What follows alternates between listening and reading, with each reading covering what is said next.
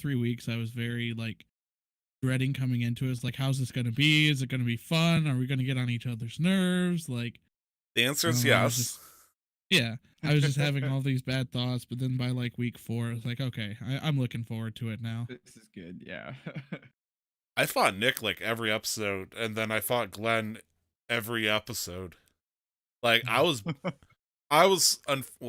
to some extent I still am, depending on whether or not Glenn makes a off the cuff ruling. I am like the very definition of a disruptive player, and that scares the shit out of me. Like, You're that player that the DM brings the rule book for. I know, Or and you're just a worried player. You're very concerned, and that's not a bad thing. I don't think you're disruptive. I wouldn't go that far.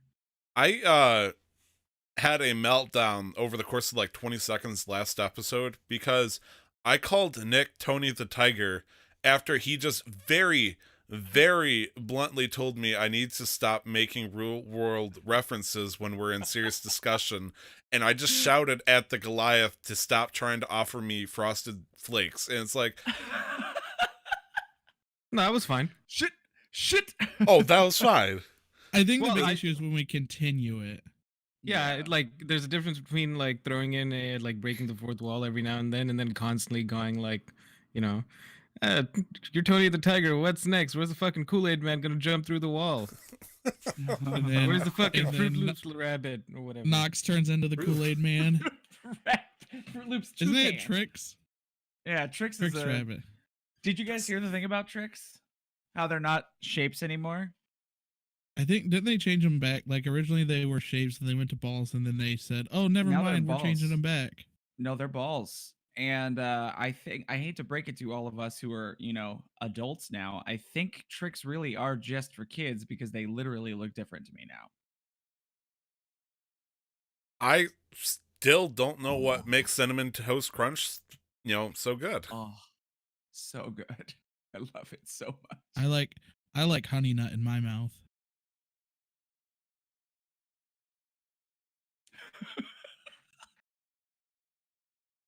Sorry.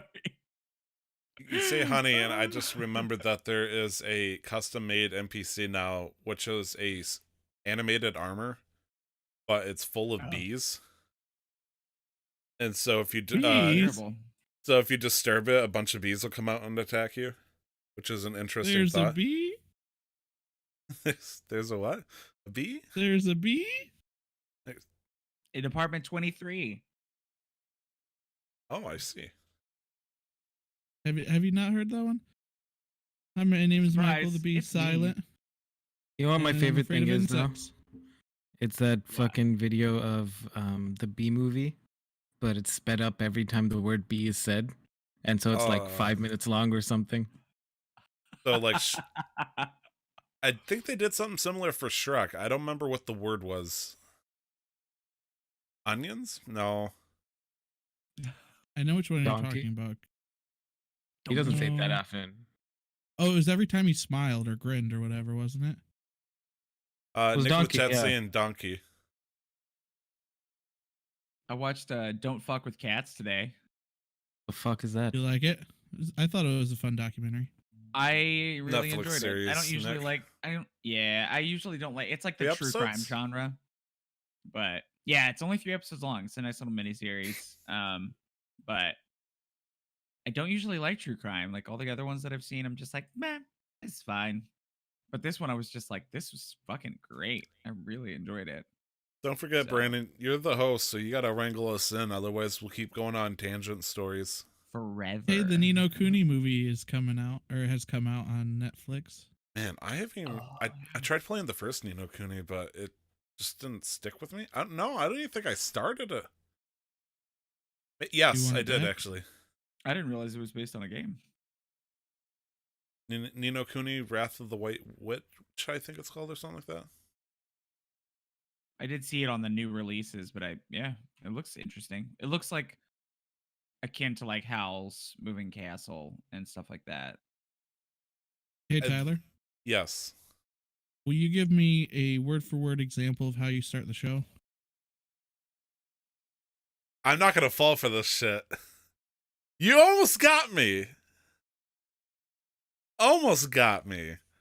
Almost. But hypothetically, if you wanted me to give you an example of the intro, I kind of do something like, hello, everybody. Welcome back to another episode of Casual Master Quest. This is going to be episode 84 today. We're going to be hot for you on the podcast date of January 26th. I'm going to be your host today, Tyler Vidito. But in reality, it's Brandon. Anyways, that's how I would do, the intro. How would you do it? The 26th?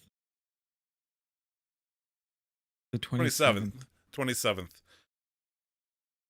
Sorry, somebody put in the date of the 24th in the show notes, so it's just add 2, and I goofed. But anyways, you were saying, Brandon. You want me to try? Where do I go after that? Do I just go straight into IRL? Yeah, we just talk about ourselves for a little bit. I hope so. I mean, you could All put right. us on the spot and go Usually more straight than to a little bit. the plugs and stuff if you want. right to the end. Hello, This is gonna be a everybody. 10-minute Welcome to Casual episode. Master Quest. Tyler, where can we find you? All right. And we're let's done. see if I Thanks for can do listening, this. everybody. Okay, have a wonderful night. All right.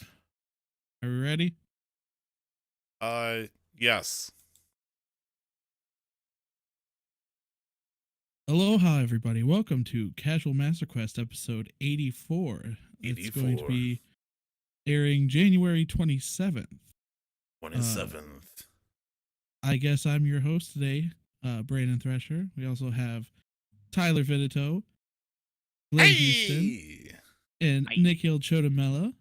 Say Wait, hello, what the fuck? everybody. This is not. Is this Casual Master Quest or Casual Quest Masters? This is Casual Master Quest. Get your Oh, dice right. ready, motherfuckers. All Let's right. party. So for the purposes of CMQ, I'm Nick. All right, please let's get that right. For whatever Oh. reason, this disparity now exists, and now I'm known as several different people across the Alright. place. Please, Before we get Allah's too my into it, father's name. I just wanted to wish everybody a happy Chinese Lunar New Year because that just went Yay. It weekend. was yesterday, wasn't it? Yes. Today, as we're recording, it is right now. Oh, Okay. Right now. In this Happy Chinese Lunar New Year. Yes, it yes, is the year of the of rat. the rat. Oh, I think Narcs video will love games do that. teach you something. Yeah. Barry and Skitter, I'm hungry. I was saying like League of Skitter. Legends was celebrating that, wasn't it? Yeah. So it was League, Guild Overwatch. Wars. Lunar Goddess skins? Is that where we get those from, or is this something different? Probably. Ooh, know, Twitch is just gonna always get cropping. a buff. Yeah, I'm surprised. Did they have a skin for Twitch this year? I have no fucking idea. Yes, I don't they think did have so. a skin, but I don't think it was for the lunar though. Doesn't make any sense. Anyway, Does it make we're gonna dollars? move on, right? That Oh, what yeah. we move to next. We start with No, we did introductions. Now it's the IRL segment. Hello, everybody. My name's Tyler. Welcome back. Ah, shit. It's a never-ending loop. All right, so Glenn's first on the list, so we're gonna start with him. How's your week Well, been, you buddy? know, it's been good. Lots of D&D to start 2020. And every week's been pretty consistent. So I've just been like running between I think 2 or 3 out of the 4 weeks we've had this year so far. Well, 2 weeks out of the 3.5 weeks we've had. Sorry, I've run like 3 or 4 games in those weeks, including casual quest masters. So like a lot of planning, a lot of D&D, but a lot of time with friends, and that's always good. So that's been taking up a lot of time. I even have like a game tomorrow again, and I ran a game on Thursday, 2 games on Thursday, including casual quest masters. So lots of D&D, loving it. I know anybody that is hanging out with us that is a critter and is going to be super excited about the new Wildmount expansion book, which is going to be officially adopted into the actual mythos of the Forgotten Ooh. D&D world. So that's a big announcement that happened within the last few weeks with D&D. Yeah, and then My good friend yeah. Matt worked on that. Your friend Matt Mercer. Yeah, I got him. You on know Is speed he your Matt dial cousin? here. Yeah, Is he No. really? Yeah, I was he like, met- what? I wish. his How did I uncle not from know that? from Nintendo introduced him. No offense, that? Glenn. No offense at all. But if Matt was my cousin, I don't think he would have been our DM. Oh, I don't think Matt would have had time to DM for a random game. I ran a game for No, but he is. his close friend. I think Matt I'm would not- I push don't- things around. I don't You think I haven't- consider any of my cousins close friends, and I've got a lot of cousins. You haven't seen me on their podcast or their Twitch streams? Dang. No, I'm just kidding. Yeah, he's Revealing usually one of the himself middies as in the not corners. watching. Oh man. Yeah, I no, still but have I'm no really idea what he excited with sounds them. like. I was really hoping they would come out with like a new setting book, like if they do like Dragonlance or like they did with Eberron, or just like or even Spelljammer would have been really cool because it's a nice like space fantasy sort of hybrid. But I still am excited for them because that's, you know, apparently it's on track to being the most ordered D&D book of 5th edition, which I'm not surprised about. But so that's neat. But also I've been playing I've gotten back into an actual like tabletop miniature game, not in the same way as D&D, but more like strategy and combat based. Called Warhammer. Ooh, I Games are you that forward- make painting you your think. miniatures? What? Are you painting miniatures for it? Oh, so many miniatures. I've got a lot of miniatures to paint. But You the guys- beauty is what we're doing is it's a narrative campaign, so you build your army like slowly. So you like choose a leader and then you get like 3 units of models. So I've got like 9 models to paint and I'm almost done with my leader. So take my time, but then we're like playing with 2 or 3 other guys, and there will be narrative results and you get benefits from doing well in combat and all this other stuff. It's a lot of fun. Did you and that's guys- Age of Sigmar. It's the fantasy version of Warhammer, but Hear about the new Hero Forge? oh my god, where they can print in No. color. Yeah, That they sounds got like 8,000% amazing. funding. Oh my Yeah. gosh, I've been hearing about the Kickstarter for like the past week, and it's like the idea that I don't have to have, you know, copper or bronze cast statues anymore. I can actually have them look like characters. Yeah, I like my characters and they emo and dark. also- They're also offering painting services now, Mhm. along with that. So you can get them printed in color and then have somebody professionally paint them, but they are charging $150 per model to paint them, just to paint them. That doesn't include printing or anything else. So Yeah, it's like, damn, I I'm mean, gonna I'll go stick with charging. my bronze. yeah, I mean, now that you put it that way, it's like maybe I don't. You know, you know, the power of imagination's what made D&D such a thing, right? Right. Well, I just found out my 3D printer can take the G code, and I can actually make custom models and print them at my house for $8 for the code. I have no idea what a G code is. Like, yeah, take that G code. G code is the file type that goes into a 3D printer. Okay. It becomes an STL file after it's adapted by whatever program you have to get it. It's like G code is universal and it works in all 3D printers, but your specific program will convert it to whatever file type works in it, and it'll do what's called slicing, and it'll plan out the path of the head, and also like based on your infill settings, it'll tell you, you know, it'll decide where it's going to put everything, you know. So taking that G code file and then moving it into your program. I know this is all fucking Greek, so my bad. I mean, it sounded but nerdy. I was into it. Okay, good. I was like, man, I feel like I'm just like blowing away through this stuff. Please, But yeah, no, I'm well- really excited about the Hero Forge stuff. That looks cool. Yeah, sounds good. Sounds like a good week too. Mm-hmm. Lots of fun how stuff. How about you, Tyler? Did you do anything fun this week? A couple of things. I, as per the tradition, you know, I drove for the first time in 3 weeks, and I immediately murdered a deer within like 2 hours of driving. So that was fun, but look, I don't get to go hunting, you know, when the season pops up. I think it's November 15th. So I do my best to clear out the population, and that is by taking the, you know, care of the ones that, you know, hey, I'm on the side of the road. What is that 80,000-pound vehicle? It's like, I'm going to take it down, show society. You know, we live in a deer society. And so, you know, gotta it- get you gotta get your annual deer killing. and, well, Because this I- happened last year too. yeah, I'm pretty sure like 2-3 times. So So yeah, I got to do that. Got to do the old pee in the cup, but everything's okay. Oh, Now- so like make sure you weren't like under the influence of anything or You're right, something. Is that what that because is? Okay. It's amazing in this day and age. We got to prove that it was the deer that was under the influence, not the driver at this point. But whatever.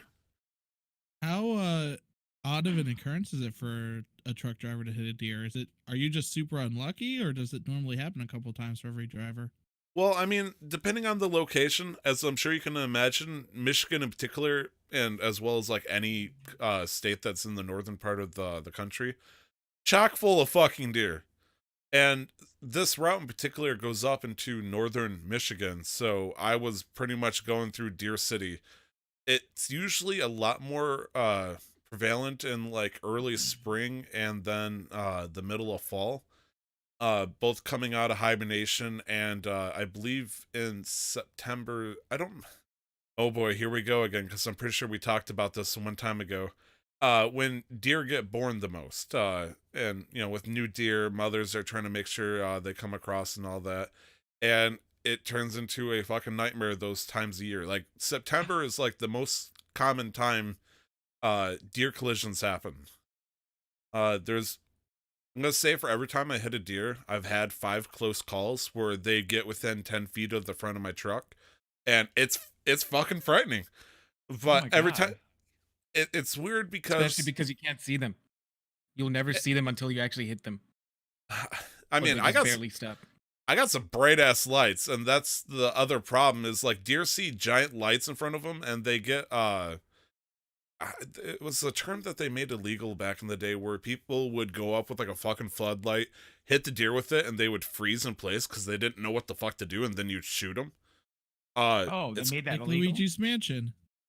yeah, like Luigi's Big Mansion. gross. Fantastic. How Nintendo. The only reason why I think it's illegal is because they said it was illegal in the popular book known as Shiloh, but Oh. yeah, thanks, Judd. Anyways, so when you hit them with high beams from a truck, they freeze up in place, and since they can't actually see the truck itself, it's like, what's the best tactic? Do I A, run away from the road, or B, cross it in front of the truck and try to, throw me off their tracks that way? And every single time it's Little like, brains. charge in front of the truck, bam! And it sucks because they'll freeze in place, and it's like, okay, they're just gonna run that way. Like their butt is facing towards the road. They're just gonna run forward, right? Nope, they're gonna pop a 180 and book it, and every Right, single right, right. time. Yeah, but I mean, what can you do? I mean, we have deer guards for a reason. I haven't had any times where it was extensive, and it's fine. It's fine. We got to work a little bit on some CMQ promotional stuff now that we got a cool logo, guys. Mm-hmm. Yeah, Sexy this is logo. the first episode for the new logo, isn't it? Yeah. Yes, technically, I updated the last episode, I believe, with the podcast, but this is the first real episode with the cool podcast logo, thanks to Rotting Jackal. Yay! Yeah, it looks wonderful. And so as a result, with some passive-aggressive commentary for certain people about whether or not our current video is good, I decided that I wanted to update it. And with the new logo and all that stuff, we're working on promotional material just to throw it together. Something simple, something funny, I'd like to think. Hopefully we'll have it out sometime this week. And beyond that, I'm if anybody wants to do my flavored vape watch segment, we're currently 4 or 5 months into the 6-month ban, and I'm currently just about halfway through my vape juice supply. So I'm doing good. I'm holding on, Brandon. I don't need the coyote run of vape juice just yet from Ohio up to Michigan. You know I got you. Thank you. But I finally hit a bottle of vape juice that I hate so much. I'm vaping it because I want to get through it, but it's like, it's not even a bad batch. It's just the flavor. It's the setup. Something throws me off about it. And so since we ended up taking out the game review, I wanted to put a vape review instead. I'm just kidding. But yeah. So the flavor is spoiled milk. No, it's not. The Ah. fuck? Well, see, Spoiled there's your milk. problem. Why'd you buy it? I That's know. not I, vape like- juice. I might have hit can't- a red Like flag if it here was and there. tutti fruity paradise, and you're like, this tastes like ass, it'd be like, oh, that's unfortunate. But if you're buying something that's literally called spoiled milk, and you're like, ugh, this tastes like ass, like, what the fuck did you expect? I ate a booger flavored jelly bean and I was surprised when it tastes like boogers. I'm not saying it was a poor decision on my part. It's just, I'm just saying it tastes a little bit like spoiled milk, and some reason I wonder why. it doesn't settle with me a little bit here. Who would Doesn't come up help with that you're something like lactose that? intolerant. The Can same you people come imagine up with the being allergic fucking to vape? puke flavored jelly beans. Yeah, but the those same are for fucking people. fun. Well, this is for Like, fun what too. am I gonna apparently. get? Yeah, we're just gonna play vape roulette. Who gets the spoiled milk? Oh my fucking god. No, Oh my let's not. gosh. Can you imagine that? Good. No. No, I think that would get like a lawsuit happening. like they just, but when it's pure nicotine. All nicotine. Jeez, Yeah, you die. instant addiction. Yeah. Um, It'd be the Anything best else for you this addiction week? for the 5 minutes of your life. Beyond that, no, not really. So, Deer, vape, working on CMQ stuff. Excited because we also took a break from our not our podcast, our campaign that's hopefully resuming tomorrow. That isn't recorded or anything like that, just, local stuff. Exciting things are happening, and I was excited last time, but everybody had cash and they wanted to buy stuff, so I pretty much narrated a shopping spree. It was 4 hours of shopping. It was Bro, those are the best. it was sessions. awful. I thought I was taking a while. And I felt really bad and I sped things up, but then some people took a while. Some people took a while because they wanted to haggle. They wanted to turn items into magical items that broke all sorts of D&D rules. And it's like, there's some things I'm trying to give leeway, and there's other things like, no, this is unreasonable. I'm pretty sure. I think I know who that would be, but I mean, won't name any names. Okay. But yeah, what Well, about, I could say, is it someone who uses a quarterstaff? that is one of the contenders for the title, yes. Yeah, I can neither confirm nor deny these accusations. I plead the fifth. Okay. Fury got bit in the face or scratched in the face by a cat, and that's why his eyes all weird. And now he's like, You- I will neither confirm nor deny. Do you know who my favorite Final Fantasy VIII character is? That hot teacher. Link. Pistis. Sounds familiar. Anyway, Nick, how Hi. is your week going? That was So I fucking had a- absurd. I had a fun week. I had to make a product for a class. One of my classes where we're dealing with sustainability and textiles. I had to make an absurd solution to a particular problem of a fucking problem that is related to sustainability and textiles in some way. And just it was to get us practice some like business minded stuff because we had to do like official documents, but they didn't want us to take it too seriously. So I came up with a DIY kit where you buy it. Fuck is that? Okay, a DIY kit, do it Yeah. yourself. Yeah. Oh, okay, okay. I thought you said DI white kit. I'm like, what the? No. Okay, no. Let me start over. It's called the product's called I Can't Believe It's Not a Landfill. And it's a DIY kit complete with a plastic liner, a shovel, and instructions on how to construct your very own landfill. Are you sure that's not how you just bury a body? It's Just watched Don't Fuck intended with use. Ant-Man. its intended Multi-purpose. use is for a landfill. So Right. you know like Is how there a garbage cement mix also? No. It's just a plastic liner and a shovel and instructions on how to dig a hole in the ground in your backyard. By Dexter Industries? So the idea is that, at least in BC where I am, garbage collection only comes once every 2 weeks. Recycling Mhm. comes once every week. Ugh. So why do you want to wait? Just go outside, dig your own landfill, and at your own convenience, just toss out any garbage you want whenever you want. That was my solution. Yeah. Hmm. I feel like it would Alright. actually get a lot of use, but for different reasons, but it'd still be successful. Kind of like Yeah, how well, Well, no, though. Well, the actual marketing pitch was I'd be partnering with city municipalities to replace the garbage and recycling services. So now the only way people could dispose of their garbage was to dig a landfill in their own backyard. So like the long term, like solving a problem part of it comes in. People would be more mindful about what they're throwing out as garbage, whether they could actually recycle it or not, and that way they'd have to plan carefully or dig more landfills, lest it fill up too quick. You know, I'm pretty sure I've seen some houses up in my hometown that are already implementing your product. Are you talking about the hoarders or they're actually like landfills? There are a few houses Yes. on a certain stretch of. Yes. Yeah. Yeah. have you heard of Swisher Sweets? No. Swisher Sweets is a type of cigarillo / cigar that, you know, a cheap one that you can get at a gas station. They taste rancid. You know, if you're tough in your luck and you need the smoke, I guess, you know, do it on your own.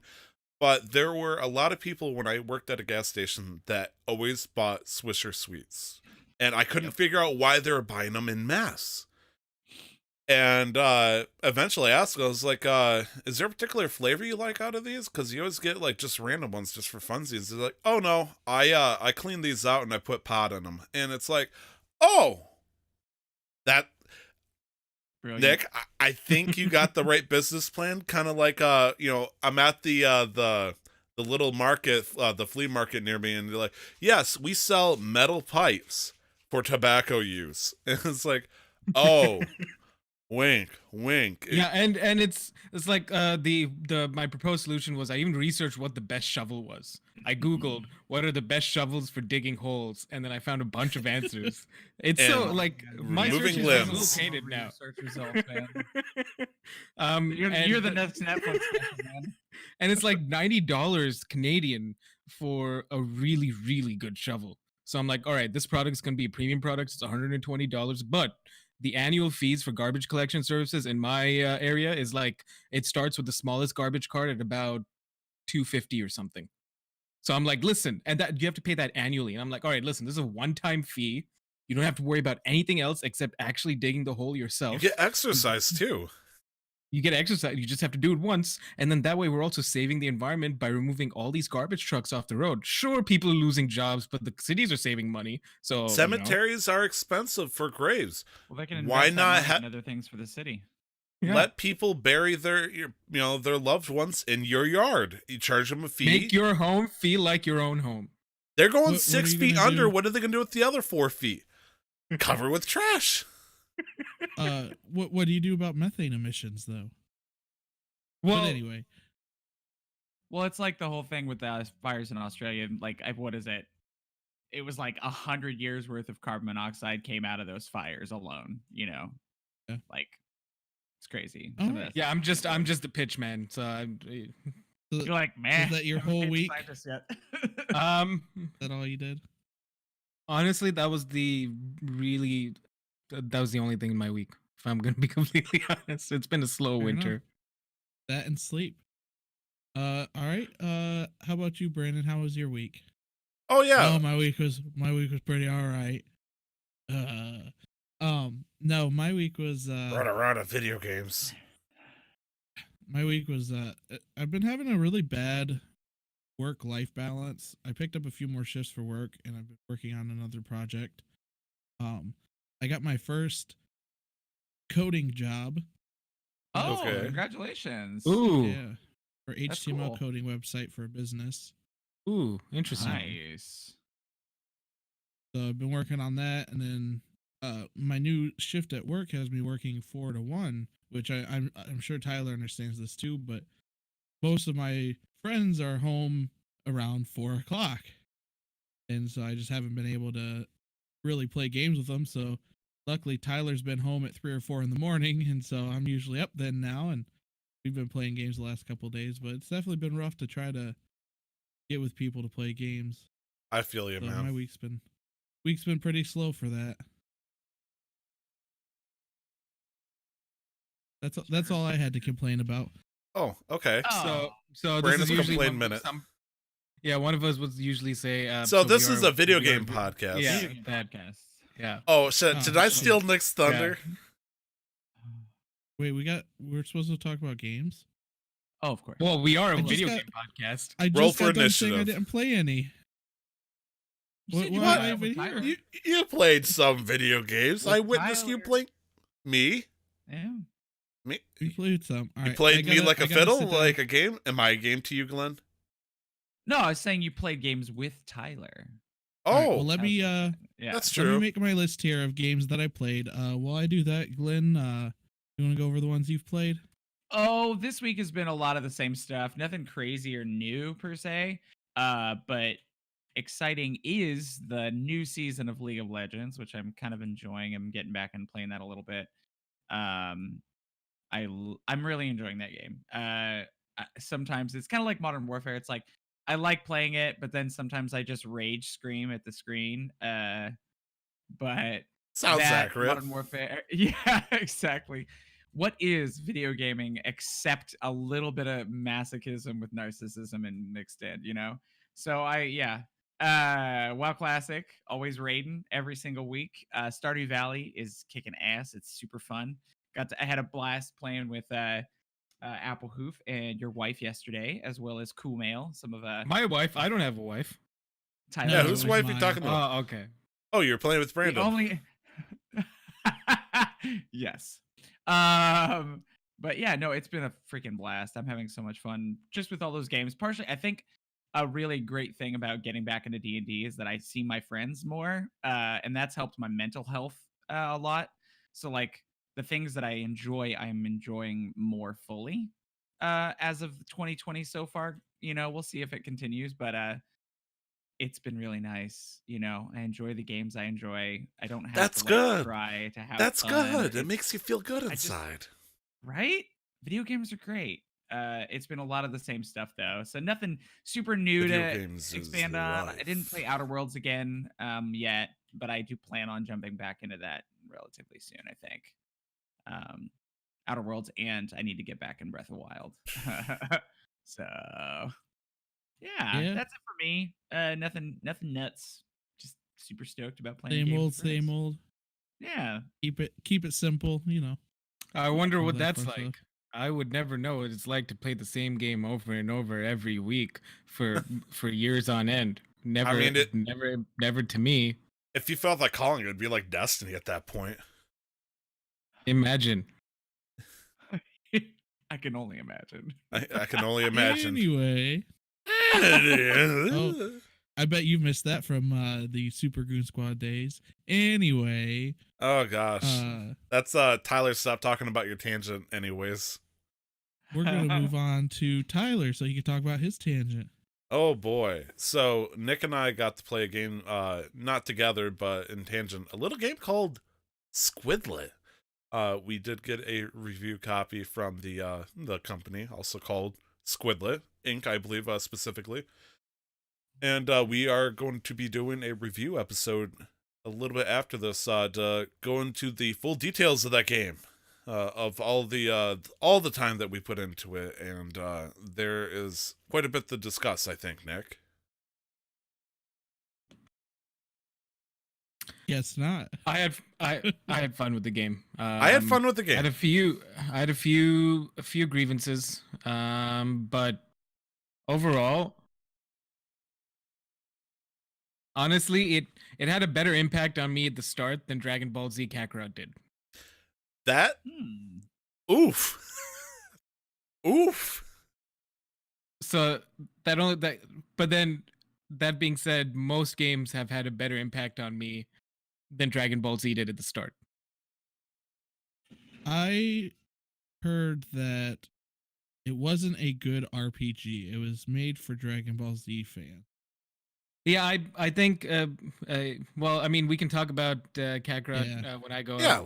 So I'll let Tyler finish. I mean, we can turn to Kakarot if you'd like, because now that you got the topic, like, I remember watching people streaming it, and there's a couple of things that's like, fuck, okay, I guess I if you think- want to do that.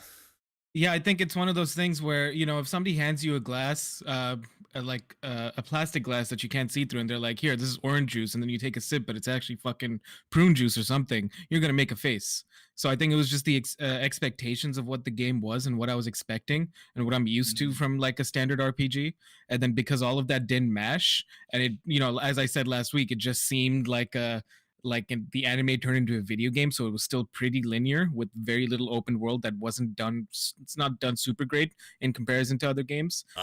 New prey. It just left me. It left a very like lackluster impression on me at the start. And I even talked about last week on how at the start they force you to walk slow, and I hate any game that does that, especially for like significant distances. If you're going to force me to walk slow for a significant distance and there's no like conversation happening where it's not pulling me into the story, I'm not having a good time. And it was just me carrying Gohan and just walking really slow for a significant amount of time. Oh, Well, Gohan. I was hoping you were gonna say like you're walking towards like the big bad, like the sound effect that Frieza and Cell makes when they walk. I'm not sure if you guys remember that sound effect from the anime. Yeah, it sounded like weird spring powered suction cups. Yeah. And I thought they're hilarious, and I guess unfortunately it didn't, there's some weird sound effects and whatnot that made some nostalgia happen when you're listening to it. Like, oh gosh, they heard they sense power levels, like with like the weird chime noises. But I kind of understand when they did the advertising. It said, "You've watched the anime, fuck the manga, now play the game," and it's like, oh, it's because you have to watch the anime in order to understand half the stuff that happens in the game, because they cut the fucking shit out. Yeah. Yes and no, but like again, we talked about this last week. Dragon Ball Z is just fight after fight after fight. Sure, there's some story, but then you learn about the story through the fights. Yeah. But they cut out like, there's a scene with Majin Buu in the anime where it's like, oh, Vegito gets intentionally eaten by Super Buu so he can go inside the body and save all the people that he absorbed. Yeah, but if that doesn't have any impact on the fight, apparently the game doesn't give a shit. It had a huge impact on the fight. It creates Kid Buu. In the sense that, is this fight going to happen? Does this fight depend on knowing this information? No, we're going to have this fight. Fuck that information. It's Dragon Ball FighterZ 22 then for the PlayStation. Like, why put a story in if it's just make a Dragon Ball Z Budokai 4 then at this point, or Tenkaichi. I'm not trying to like I can't. No, speak you are not the lawyer for this game.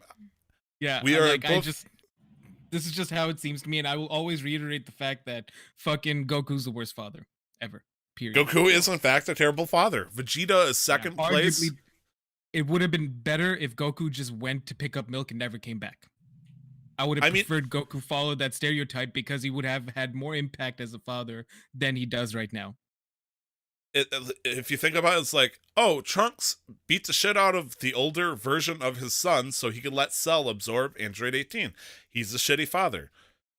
Goku sent his son to his death, presumably multiple times, because he wanted him to get stronger. Imagine Cell. It's like Goku's like, hi, I'm going to fight you, Cell. Or, my son's pretty strong over there. I bet he could kick your ass. Here's a sensu bead full strength. More to it than that. Yeah, okay.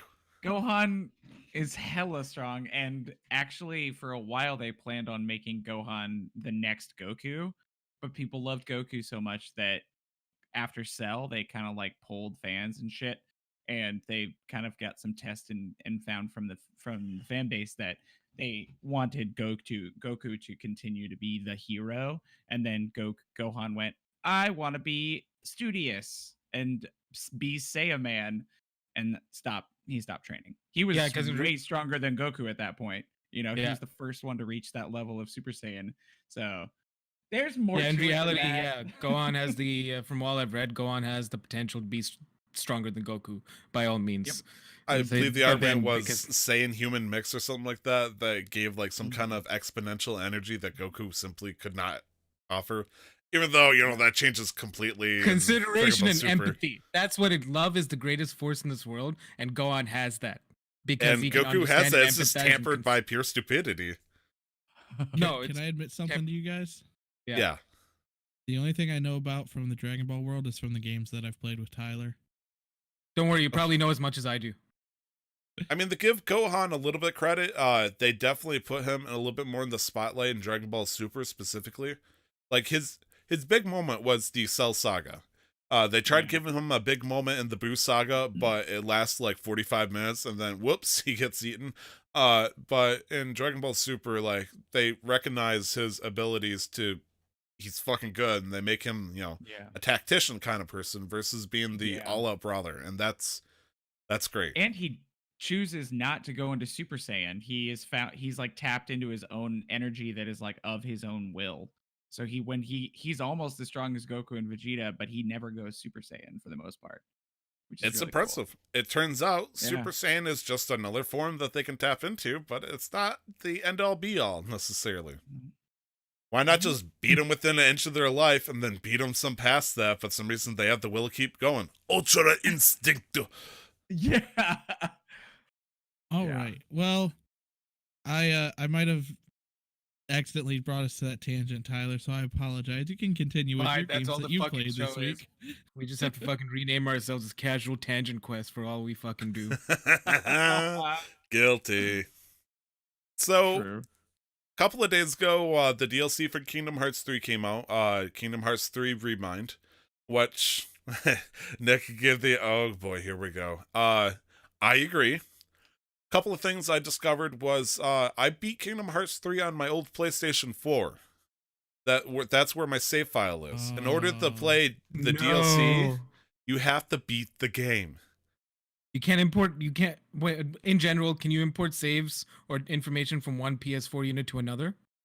Thank God. Save in the cloud. Yeah. Yes, if you have PlayStation Plus, you can upload saves and whatnot.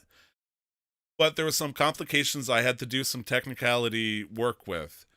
When I went into Kingdom Hearts 3 on the PlayStation 4 Pro, there was nothing on it. So what did it do? It created a save file folder. Okay, sure.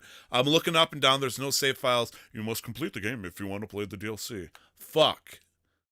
I look at my PlayStation 4, this just sitting there, my old one. I'm like, wait, I got PlayStation Plus. There it is, in all its beauty. I upload it to my PlayStation 4 Pro, start it up. You must complete the game if you want to play the motherfucker. I just moved the DLC or the save file over, and I spent almost a half hour. Like, and God bless, Square Enix. They have to make you do a minute and a half of waiting just to get to the fucking title screen. There's, has to play Show Disney, has to play All Rights Reserved. Winnie the Pooh, it's its own thing, but we still own it. Show Square Enix. Show a cutscene that, it makes you watch the first 3 seconds of before you can skip it. I had to do that about 5-6 times, and I realized what happened was, even though I uploaded the save data over, it kept using the folder it created initially. Oh, And it kept okay. pulling it from that as the root folder, so I had to delete all the saves on the PlayStation 4 for that game, then move it over, then start it, then I had access to it. And then I received the most amount of bullshit I've seen in quite a while from Square Enix. But it's Kingdom Hearts. What do you expect? I don't know how long this DLC is. I'll have more to talk about next week, which, I'm sure everybody's excited for. Out of the 2 hours I got to put in, 90% of it was cutscenes. Okay, that's a lot of Early cutscenes. on. Kingdom Hearts. Out of that 90%, half of it was cutscenes we've seen already. If you were beating the game. Well, Which I is mean, like- is it a true Kingdom Hearts DLC or spin-off or anything? They don't constantly remind you of the story up to that point. The problem with this is at the very end of Kingdom Hearts, you hit a point to where you gotta there's time travel, which is a best way to explain it. Of course, there is. So there's like 2 parallel lines of what happens near the end of the fight. The DLC introduces you doing it a third time. Of course, it does. So I'm going through the ending of the game technically a third time. That's the DLC. I'm paying $30 to beat the game with a third ending at this point. But there was also an hour's worth of cutscenes that they did to they explain bullshit by presenting more questions, which is, per Bullshit. the Kingdom Very Hearts. Kingdom Yeah. Because in Kingdom Hearts 3, there was something that never got tied up that they present in the form of Maleficent and Pete, who was really prevalent in Kingdom Hearts 2, and were basically just traveling goons in Kingdom Hearts 3 the entire fucking game. And it's like, they're looking for something called a black box. And unless you jumped headfirst into the Kingdom Hearts lore, you have no idea what the fuck this black box is or what its importance is. I have, and I still don't know. But they showed cutscenes saying, hey, certain people, in the game who I don't want to reveal just in case, somebody's into it, is also looking for the black box. And it's like, whoop did you fucking do? We're all looking for the Me Dragon too. Balls. Sure. Mickey's looking for the the black box too. Everybody, Piccolo's looking for the black box. So they hit me with cutscenes that they showed in the trailer saying some people might be not who they seem. Some people who we thought we had a pick on also might not be who they seem. It's like, great. Mysterious characters are mysterious. Up at 5, rain is wet. And then they show like backplot of the villains doing their thing before Kingdom Hearts 3 starts. And it's like, cool. Villains doing villain things. We actually learn what they do when we play Kingdom Hearts 3. I have to beat the game in order to access the DLC. So why am I seeing them talk about their plans on how they're going to be bad people in Kingdom Hearts 3? No fucking idea. But it finally hits the point towards like Sora is at the very end of the game, and Sora's like, lol, let's follow my heart. Let's do, silly things. And the gods themselves were like, actually, if you follow your heart, you'll probably die. And he's like, well, I gotta do it for my friends. And they're like, well, shit, son, cue up the all that theme. Let's go through the timeline a third time. And so I've been basically going through the final fight, fighting different versions of bosses that I had to fight. And there's at one point where I started fighting bosses where I was playing with, there was a fight with Sora and Riku against an enemy. You get to play as Riku in this one. You get to choose. And I was like, okay, that's interesting. Riku's Nope. a badass. Riku is he looks like he looks like the guy that lives in his grandma's basement that has nunchucks in the wall at this point, except I he's like full on it. Riku. I mean, I think he's cool, but as cool as, a weeaboo can, like I got ceiling caps, man. But yeah, I've faced nothing but bosses so far. It's been a boss rush, in these what if situations, and I've gotten a little bit of story plot that has made no sense, and it's probably like, if you want to understand what this means, come play our mobile game that we just announced coming out in a couple of weeks. And I was like, Is there a new mobile game coming out? there's a new mobile game coming out. Oh shit. Yeah. As if Union Cross was not a mobile game nobody's heard about nor wants to play. They released a second one coming out soon. And so I'm working into it. It's a boss rush what if alternative plotline for this DLC. It's $30, the same price that's being charged for Pokemon. Honestly, I'm more excited for the Pokemon expansion, despite being, if they gave me my money back and said this DLC was free, I'd still be more excited for the Pokemon. It's weird that all it took was Kingdom Hearts to put the $30, thing price tag into a different perspective. Like, maybe this isn't so bad, Mm-hmm. But I gotta, pay money for, people to say, Donald, Goofy. I gotta hear that voice acting, man. But yeah, that was the big game I got to play. Besides, of course, Squidlet. Got to play a little bit of Okami HD. Only got to play a little bit because just time constraints. And I got to play Final Fantasy VIII Remastered on the Switch. And I played and beaten that game a couple of times when I was a kid. I enjoyed it. It was okay. It wasn't my favorite Final Fantasy, but slim pickings and all that stuff. Nick in the chat's asking what system for the Switch, Nick. Final Fantasy.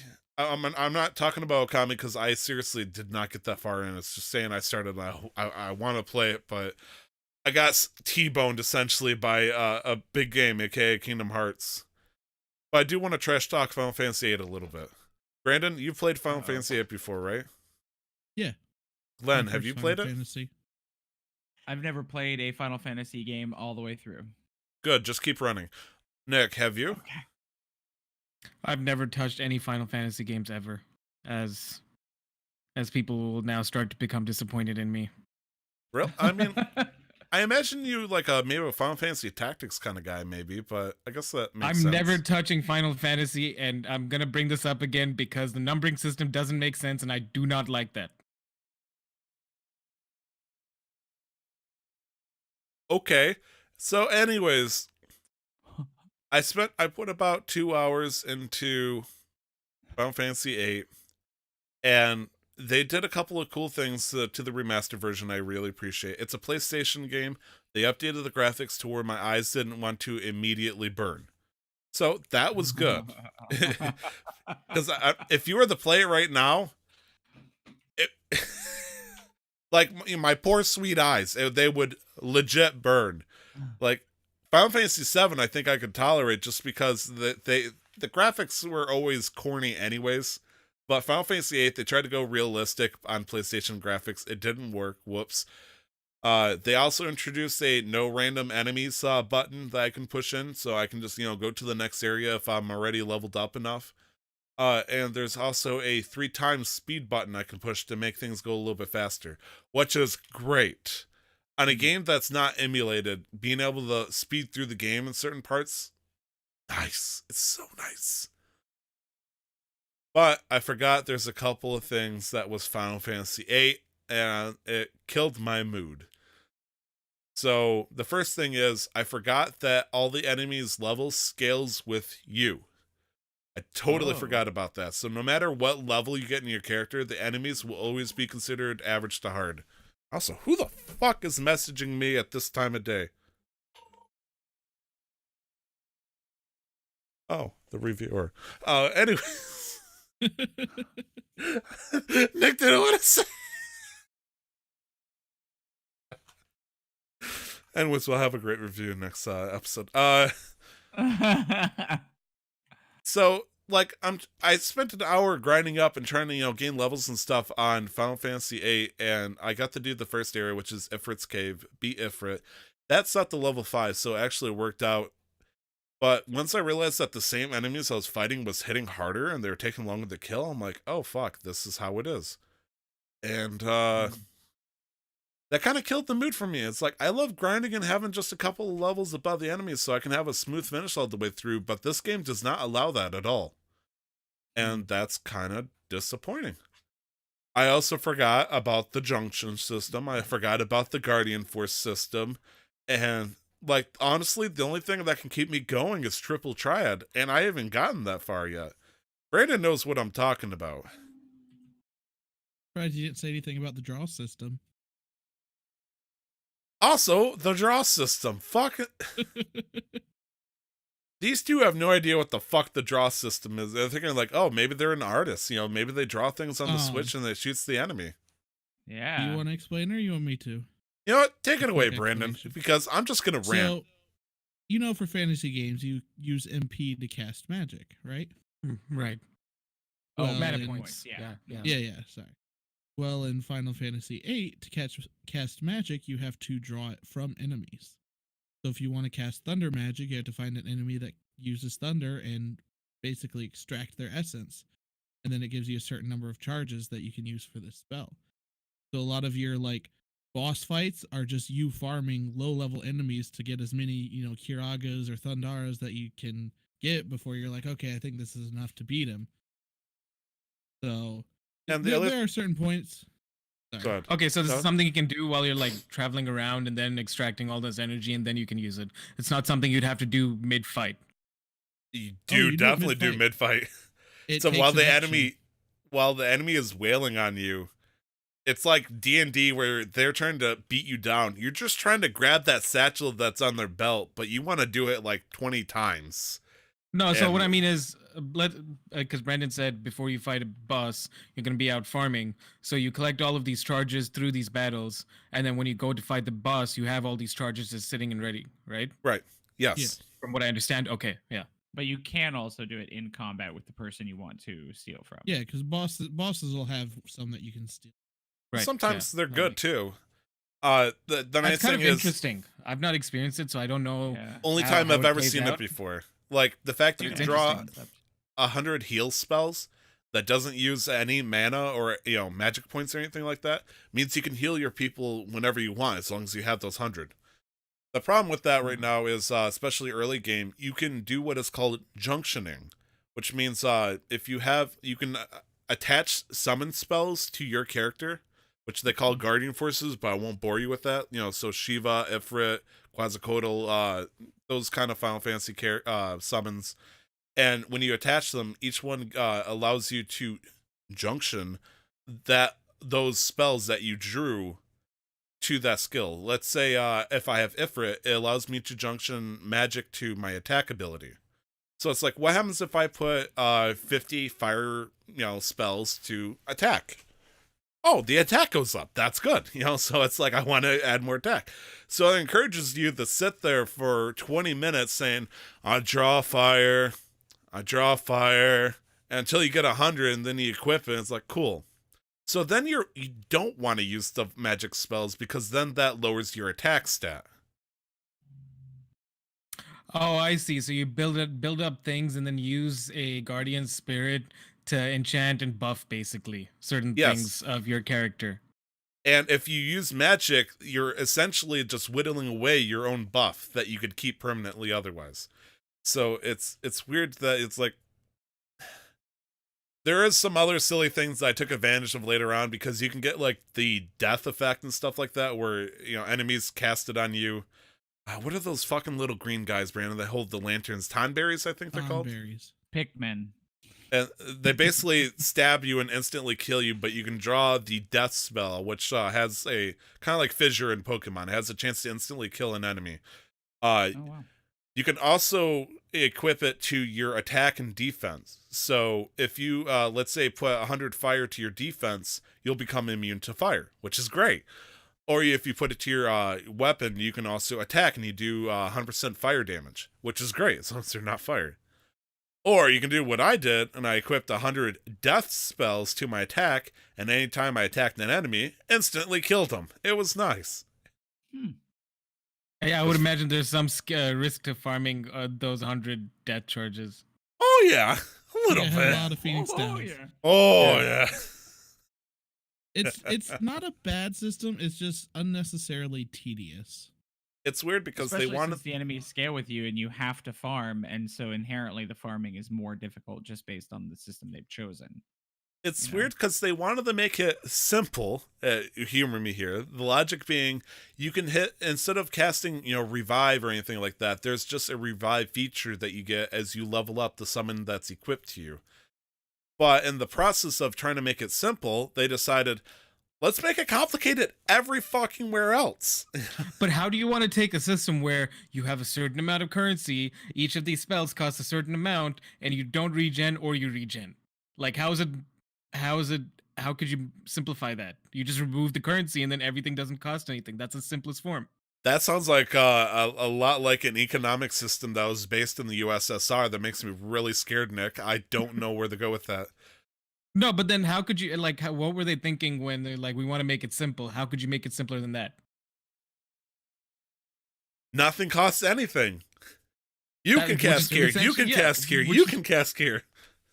Which is what I just like. There's like, you can't make it more simpler than that. Then like, okay, to actually cast these spells, you need to go out and work. Like, fuck that.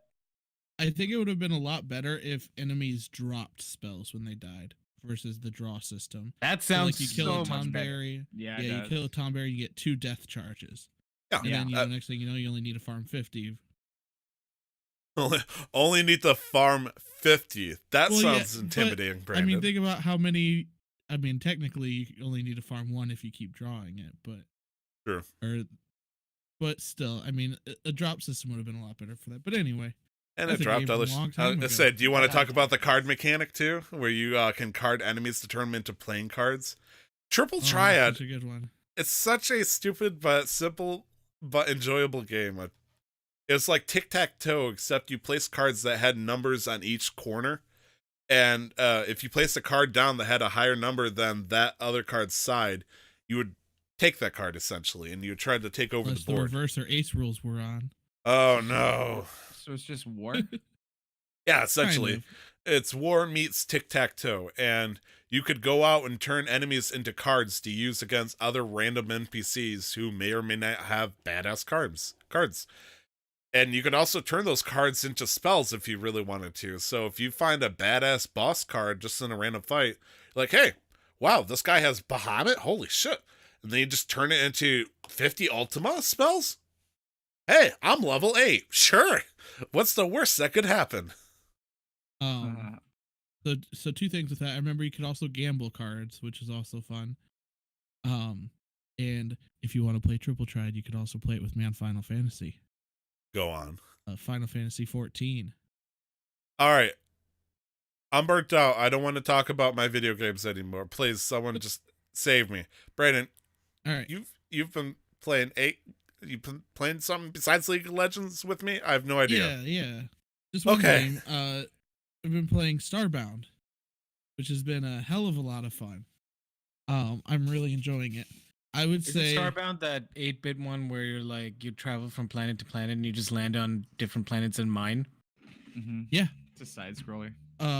it's basically the best way to explain it is Terraria plus Stardew Valley, because you can have farms and crops and ranches and stuff like that, plus No Man's Sky for the space exploration, because I don't know if you guys have played it at all, but there are hundreds of planets. And then what was the other game? Oh, and then Minecraft, because there's obviously that whole building component and everything. But I set up a server and we've just been farming the shit out of it. Garrett's been completely decimating planets because you can get mech suits that you can upgrade and everything. Oh, and so boy. he's upgraded his to mine, and he just destroys planets by mining it for resources. But there's just so much to this game. I'm just surprised it's taken me this long to hear about Discover it it? because, like, yeah, like I haven't, like, I'm thinking about it now. Like, I don't want to be on the podcast. I want to go play that game, you know? No It's so- offense. It's so weird with their first project being Terraria. People got excited by Starbound and all that stuff, and you could see, where the similarities are with Starbound. But for some reason, it just didn't hit as much hype as it did Terraria. I'm not sure if it was one of those like, hey, the first game was a Titan. This one's going to be a Titan as well. And it's like, well, this one's not really as big of a Titan. So everybody just quickly, blew the vacuum out of it. And there was nothing to be left to be talked about. And people just went quiet on it. What's crazy to me about it is, like I said, there's so much to do. Like, there's something for everybody. So, like, Garrett's been having a lot of fun. You can build colonies and charge people to rent out buildings, similar to a living system in Terraria where you have to have, a light source, a table, a chair. You can build them houses and rent them out. So he's got like an island resort that he's made.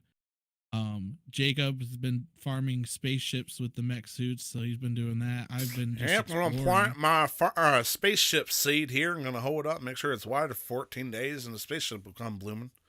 Perhaps we'll be in season. Yeah. Give me some boosters. I made a space station, so now I have a space station orbiting a gentle star, and so I've been working on that a lot. Don't tell Amanda, I haven't told her yet. But the weapon system is really fun. They don't really have a magic system, but they have weapons that cost energy. And so, like, I have a Tesla gun that shoots lightning bolts, or not Tesla gun, but like a Tesla rod that shoots lightning bolts out of it, and it costs energy. And they have, rocket launchers, grenade launchers, shotguns. They have swords that can do like dashes and stuff like that. So it's a good combat system too. But I've been having a lot of fun for it. It's only $8. I give you guys the server information. Just saying. Are you luring us in? Or are you trying to lure in people listening? What are you trying to do here, Brandon? I don't care. Whoever wants to play. The Yes. server can handle a Anybody, lot of please. people. Oh but boy. the universe in it is so large that if I just gave you the server information and told you to come find me, you likely wouldn't be able to. That's kind of Because Challenge there's so accepted. many planets. Right. But it's a Sorry, lot of fun. So I've been that playing just made me think of battle royales, but they're on maps that are so ridiculously large that you'll never find somebody. Like 100 links drops onto Hyrule and Breath of the Wild, try to find and hit each other. That'd be fun. Yeah, you gotta Um, fight enemies and stuff, and try to get weapons from them that way instead. Or you just try to sneak up on somebody and toss a bomb at them. Time to delete this recording, Tyler. We got to make that game. Oh boy, Nintendo, my check's in the mail, right? Yeah. But that's it. And then obviously I play my shitty mobile games. There's nothing really fun going on. Some Lunar New Year stuff. Picked up Black Desert Mobile. It's also a shitty mobile game. But you know, it passes the time. And I can do it when I'm at work, which is one of the big reasons. But that's about all I've been playing. Good deal. What do we Good do deal. now? Are we This done? is where we really talk about video games, and we Yeah, we we really made do a do it, small yeah. goof. Nick, I need an executive decision. I'm sure you're seeing what's going to be happening here.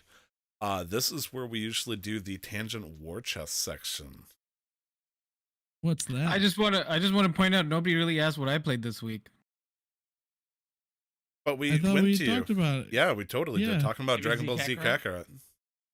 But nobody asked Nick, what have you played this week? I only said. Nick, what have nobody you talked- played this week? No, I don't want to talk about it now. Fuck you. We talked about it with you. We talked about it with you. That wasn't the only game I played though. What other games What else did you play? Yeah, what else did you play? I played The Witcher 3. Oh, I'm sorry. Well, just because it's not on the list, you don't ask about what games I played this week? Who are you again? Yeah. Black Desert Online wasn't on Brandon's list, and he still talked about it. He said shitty mobile games. That's true. Actually, I'll give credit there. Yeah, no, you got me there, Glenn. No, I just want to say I was playing it this week, and I looked at my time played. I put 47 hours into this save. Damn, no wonder you didn't do nice. anything this week. That's an okay game. All right. Wild That's Hunt, all right. right? So, Yeah. Nick, 6 what out of games 10. did you play this week? I just talked about it, Tyler. Weren't you paying attention? Yeah, I know we did earlier. Whatever. Bite you. I literally So just what's the talked about tangent what war games I- chest? I think that would be more fun, Tyler. I know we keep putting off your topic, but it depends. Let's roll the numbers and see what we pull up. And if there's some interesting conversation to be had there, then we'll go forward with that. Okay. Glenn, can you roll a number in the secret chat? A 1D85. Nick, can you do the other number? 1D. I don't know how to do that. Just do exclamation mark roll and then Space? D85. Space D85, like that. Secret chat? Yeah. Ah. Glenn has to pull out the phone book. I rolled a 75, Tyler. Okay. Okay. Okay. And Glenn rolled a Rolled the what? 50. Okay. So, Nick, yours is 75. Thanos, but he's a Muppet. Glenn, you've rolled 50, which is alcohol that heals you. So, I think we found our next thing of Avenue Q over here. Huh. So, Thanos, but he's a Muppet, and alcohol that heals you. Let's take a moment to think about this. First off, whoever wrote Thanos, but he's a Muppet, is a genius. Thank you, Nick. Can you imagine if the entire Avengers Endgame was all Muppets? First off, Can I offend all Americans right now, really quick? Go ahead. offend Would or you allow me to do defend? that? Offend. Nick, I'll make the executive decision and say absolutely offend everybody. I honestly really don't know what the Muppets are. Okay, that's fair. It's a basically a giant mass TV series or movie. I just know that Kermit is one of them. Yes, it's a bunch of puppets that was made by a person called Jim Henson, who created a bunch of puppets to make a fun, TV show series over it. And eventually, with Kermit, with Miss Piggy and all that, they got such a kick out of it back in the day because it was such easy, cheap animation to look cartoonish that it hit like a giant boom during the time that Sesame Street was big, essentially. And it started the bubble popped probably early 2000s when animation became an actual thing. But they've made returns here and there that come big things. And people who lived in the 80s and early 90s have a very strong appreciation of it over in the US. And Billy Bones. how is that offending Americans? Oh no, because it just seems like anytime I say that I don't know something that seems culturally significant for anybody who lived in North America, people get upset. Just in general. Okay, fair. But yeah, so when I imagine, Avengers Muppet Endgame or something like that, and there's, Thanos, anytime he clenches the fist, I hear, I think it's, what is his name? The monster? He goes, mana, mana. Animal, thank you. All right, so then who would you cast as, from the Muppets series, who would you cast as the Avengers? We already have Kermit as... Well, there's Kermit, Miss Piggy, Kermit's Captain Gonzo. America. Really? Captain I was thinking America? Iron Man, but okay. I'll work with you here. Kermit is a good person. Gonzo would be Iron Man. Gonzo? You're gonna have fucking Gonzo as the Iron Man? Okay. Animal Okay. would be the Hulk. That makes Nick's sense. arguing that Kermit would be Yeah. Hulk. Just because he's Just green. because he's green, that No. personality, man. Miss Piggy would be the fucking Hulk. When she gets mad, she starts that's true swatting too, fuckers yeah. down. Yeah, she's Okay, got some strength. So Kermit the Frog is Captain America. Miss Piggy is the Hulk. I feel like Fozzie would be Bruce. No, Like, yeah, Bruce before he turns into the Hulk, essentially, or something like that. He's such mild manner and kind. Okay, let's do I this. give Let's him, Or like, I give him Ant-Man, Rhodey. maybe. let's Wait, Well, that's it who? streamline could it a be little bit. Thor. Let's pick so 4 characters. You've got Iron Man, Captain America, Thor, because they're the Trinity, and then you've got Thanos. Start from there. Get those major characters out of the way. So we've Okay. got who'd you say was Captain America? Kermit. Kermit, yep. Kermit the Frog here. Thor. Who would you assign Thor? Ooh. The Is Swedish there chef. anybody like that's? What about the alien or Yeah, whatever? the- Isn't there like an Gonzo. alien? Oh, the Swedish chef. I was gonna say alien just because he's like from another planet, and I don't know. I guess that doesn't always. Could be This is Gonzo tough. Thor. Because he's I the could work with alien. that. But Fozzie could be Iron Man because Fozzie and Kermit are best friends. Yeah. I think we gotta find one of these characters and make him fucking Beaker, which is the little guy who goes meet. Yeah, I love Beaker. So then the I- question will also That be, could be Bruce. who's gonna play the big bad evil guy? Thanos. I was thinking Miss Oh. Piggy as Thanos. Oh, ooh, that would. Well, so from everything I've just learned of Miss Piggy, she seems to have quite a temper. Thanos doesn't have a temper. He's just strong as shit, Yeah. and he's calm and collected throughout. Maybe he's the Count. No, that's Sesame Street. Oh One my God. Infinity Stone. Two Infinity Stones. We can do a crossover. That's fine. I would Because say like Oscar the Grouch would definitely be the Hulk, I imagine if we had to pick somebody for Thanos, there's 2 characters. I don't know which one you'd pick. I think they're called Statler and Waldorf, which is when you see the Muppets in the theater, it's those 2 guys always giving shit from the balcony up above, and so I just Yeah, imagine a lot Thanos of constantly one-liners. giving people shit, or they're constantly following Thanos. I guess that would be another thing as well. It could also just be Kermit as Thanos. Kermit What is about Kermit as Thanos? Kermit is. Yeah. Is there nobody is else this- worthy enough to be Captain America? Fozzie feel could be like Captain Kermit's the- America. Then we're changing everything though. Oh man. I did want to say my piece on this though. Yes. So when Thanos snaps, do they just turn to fluff? No, their hands just disappear, so they just drop. The The strings get hands turn cut. to ash. They fucking Jedi pass away. They just deflate, and then you realize they're just fabric. Me. Oh yeah, alcohol that heals you. I don't know how that would apply to a muffin at this point. Like Yeah. It applied for me. The connection was with Iron Man because in the He's drinking. comics, Yeah. in the comics, he goes through a severe alcohol addiction. Well, That was I a mean, series written by a guy named Bob Layton. I met him. He's really nice. if you think about it, Thanos had an axe in his chest. So what better way to heal than to get drunk after a night of fighting? Yeah, he just accomplished his world's his life goal. What do you think he's gonna do? Kampai. Just he's just gonna go to his farm and just drink himself silly. Or So it's like what- healing potions in The Witcher when they actually can kill you. what alcohol, if we were to give a shout out to a brand, would be the one that heals? It'd probably be something disgusting, like one of those cinnamon Kraken. whiskeys. Oh, absinthe. Kraken. I'm with Brandon on this. Absinthe. Ugh. I was hoping that we could Fucking argue with hate Jack it. Daniels, but Everclear.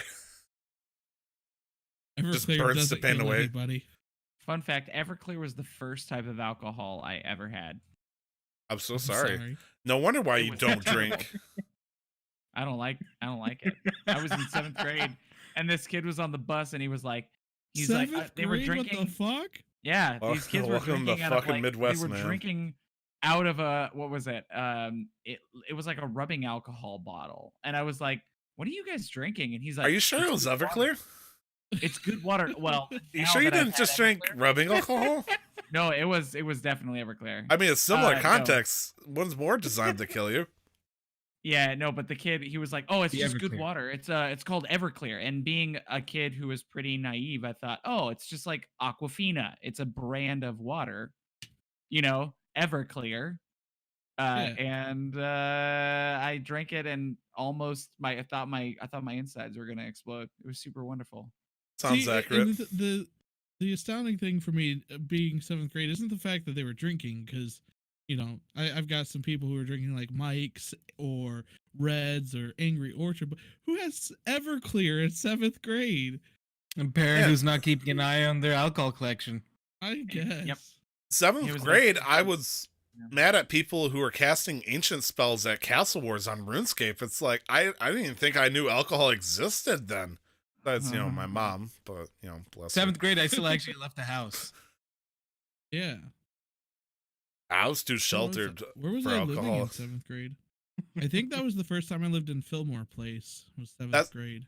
Sounds about accurate, I think. I think I did 8th grade in Connecticut. Fuck, you were in Connecticut?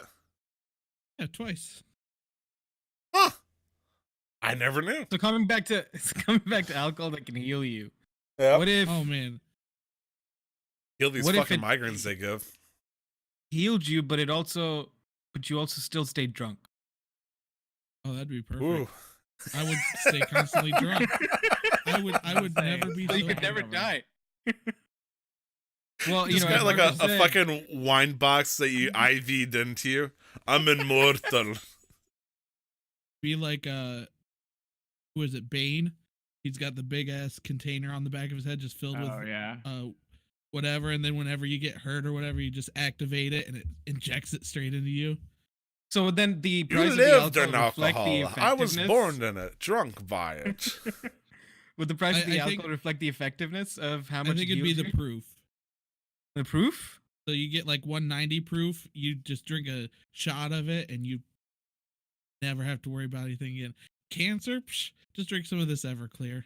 I also want to say very specifically for anybody who's never drank alcohol before, we're talking about it in such a positive light. We strongly recommend against drinking alcohol copiously. I just want to give that shout out. Alcoholism And/or is the underage. problem. Drink in moderation, obviously, if you do choose to drink it, all that stuff.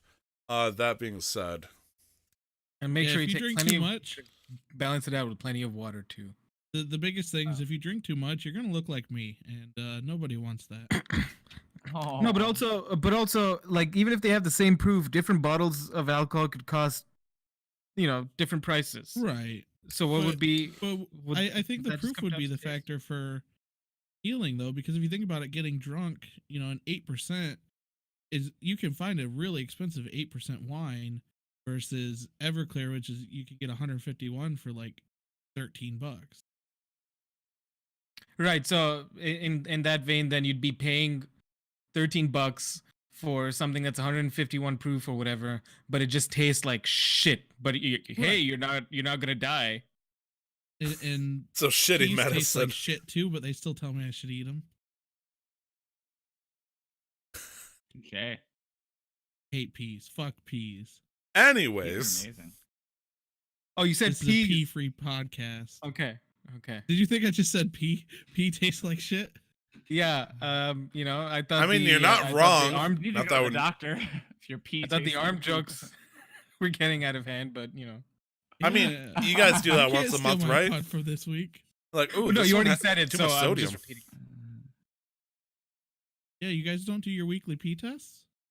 Weekly. Oh gosh, I've been only doing it monthly. Yeah, Oh, I too man. enjoy peeing on pregnancy tests. What?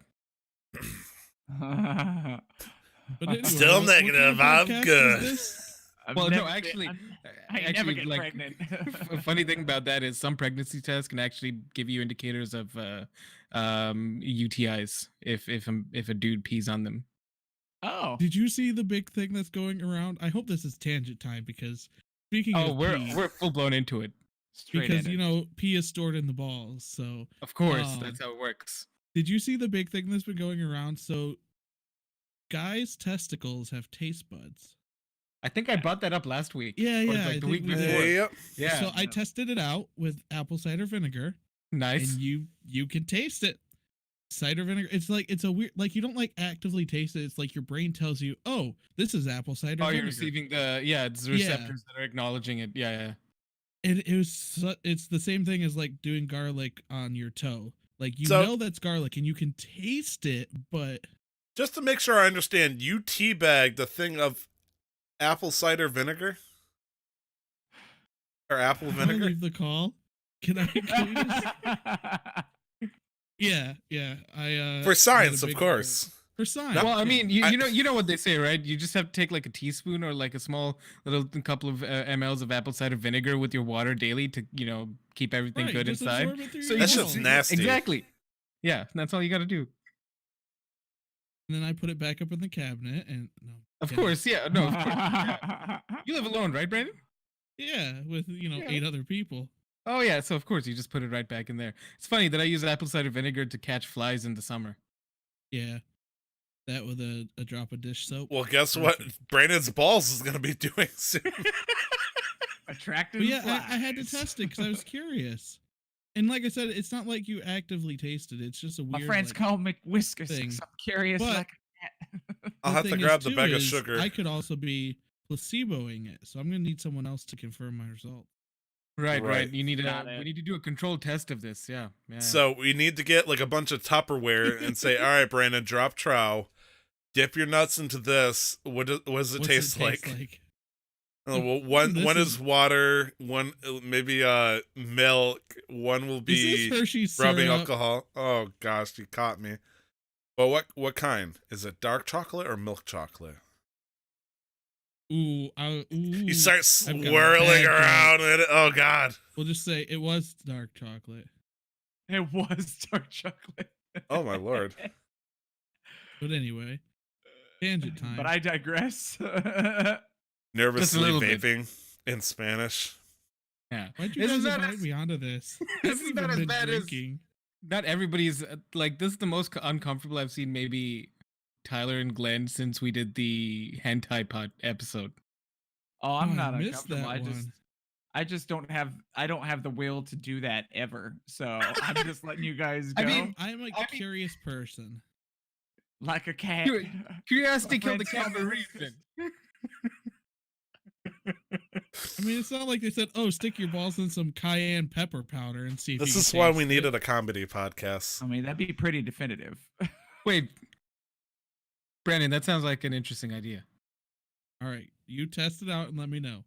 I got you. I live on spice. put a ghost pepper on your dick. You know? Okay, We did no, have- listen, I don't want it to fall off. Did you? All right. So another tangent. Taco Bell has their new stacker menu, and they had a Carolina Reaper taco Really? called the. I can't remember what it's called, but it was called the Reaper taco. That thing. So it was a limited time only offer. It lasted 2 weeks and it sold out. They were expecting it to last for 2 months. It was so fucking good. Like, it was the best taco I've ever had there. Did you dip your Really? balls in it? Yeah, but that was after 8 or before 8. I mean, After Oh, you my ate God. it, so wait, what are you talking about? If you ate it after and you dipped your balls You in took it, a shit. there's only one possible way. no, there's 2. You've got 2 exits. I don't know why you guys even listen to us anymore. Why are you listening right now? Just stop. Rod. Everybody just Rod. Hey, this is what editing's for, so we're fine. Oh no! If I know Tyler, all of this is staying in. Everything But else yeah, gets that cut out. taco was so fucking good, and I wish they still had it. It was a sad day when they said that it was discontinued. I had to look it up because originally it was a spicy fucking taco. I thought it was going to be discontinued because somebody like died eating it or something. Really? But no, they just ran out because it was so good. So that's why they That's what died happens. because you make more. I needed more. Yeah. I can't live Well, the without problem it. is they actually used from what I looked up, they actually used Reaper peppers, and they're hard to come by. I think I mean, I would hope. doesn't so. Amanda have a friend that cooks with them, Tyler? Cooks pretty with what? sure- Reapers, Reaper peppers. Carolina Reapers. He dries them Uh, out and cooks with them. I think it was Doug. Doug? That's Doug usually likes to do stuff more alcohol and stuff. Amanda in the chat saying her mom uses habaneros. Habaneros are good. I think they I made like a all peppers, spicy man. chili sometime. Or not chili, salsa, I believe. Do you remember that day that we made chili and you poured a bottle of blazing sauce into it?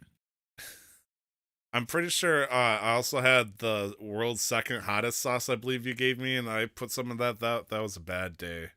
That was a bad day, man. Like, I'm pretty sure I dipped Or my some more of toothpick that. in it and I ran it across my. I still have it, man. I'm pretty sure it's like the world's second hottest gelatin at this point. No, thank you. At least you know it's bacteria free because nothing can live in that shit. You use it to like clean off rusty car parts or old dishes. When I bought it, we played Russian roulette with parm bites. So we made a Why would 16-piece parm bite, and in one of them we put that hot sauce, 2 drops of it in there. So we were going around Ooh. eating with the other drivers at Domino's, and it ended Oh. up being bad. Did you because- get it?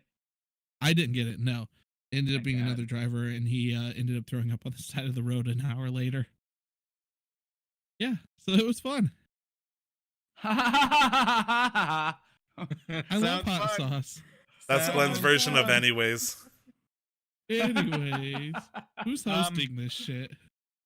I think we should just draw it back to video games for a second because there's one. We got a question that I think we'll have enough time to go through. What do you think, Tyler?